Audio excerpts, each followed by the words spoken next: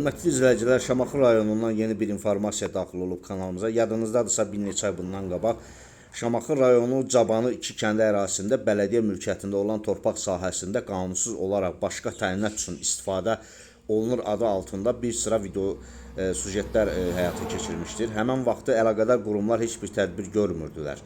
Səbəb kimi rayon icra hakimiyyətini göstərirdilər.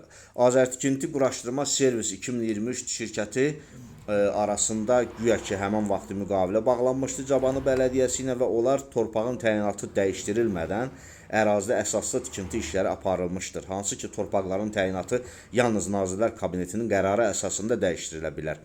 Bu işdə Ekologiya və Təbii Sərvətlər Nazirliyinin regional 6 saylı regional idarəsinin də deməli məsuliyyəti var.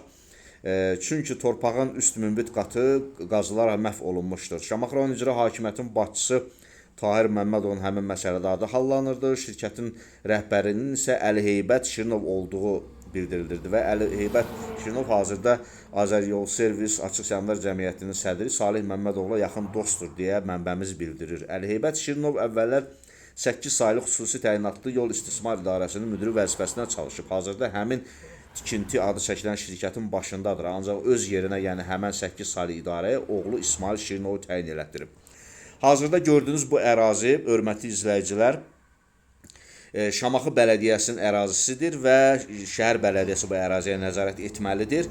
Burada da kənd təsərrüfatı əhəmiyyətli torpaq sahəsidir. Təyinatı dəyişdirilmədən Azərtikinti Quraşdırma Servis 2023 şirkətinə Drabilka üçün verilibdir və ərazidə əsaslı tikintilər aparılır. Başqa məqsədlər üçün həmən ərazi yerləşir. Bakı-Şamaxı yolunda Aspetrol İdman kompleksinin yanında, yəni belə deyək, Şamaxıdan Bakıya gedəndə yolun sağ hissəsində yerləşir. Cabanı kəndindən çıxarılan həmən şirkət indi də Şamaxı rayonunun başqa ərazisində qanunsuz olaraq yer zəbt edibdir.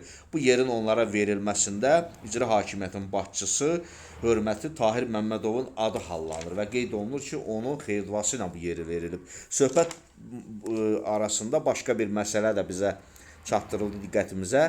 Məsələ ilə bağlı daha bir məlumatlı şəxs, daha bir belə deyək, məsuliyyətli şəxs bələdiyyələrlə iş üzrə Göyçay Regional Ədliyyə İdarəsinin rəisi Elnur Əsədovdur. Görəsən, hörmətli Elnur müəllim hara baxır? Görəsən, adı çəkilən bələdiyyələrlə, adı çəkilən ərazi ilə bağlı Elnur Əsədov cənabları bələdiyyə sədrini soru-sual edibmi? Onun bu məsələdə hansısa bir rəyi varmı? Bax, beləncik bu formada qanunsuz olaraq torpağın üst qatı, münbit qatı məhv edilir. Bayaq da qeyd etdiyimiz kimi Ekologiya və Təbii Sərvətlər Nazirliyinin regional 6 saylı Ekologiya və Təbii Sərvətlər İdarəsi bu məsələdə məsuliyyət daşıyır. Onlar həmişə məsuliyyətdən yayınmağa çalışıblar, həmişə ayrı adlar altında bu şirkətə yaşıl işıq yandırıblar. Bu şirkət isə ölkənin ərazisini, yəni Şamaxı ərazisində münbit torpaqların üst qatını məhv etməklə həmən torpaqları başqa məqsədlər üçün istifadə edir. Nə Nazirlər Kabinetinin torpağın təyinatının dəyişməsi ilə bağlı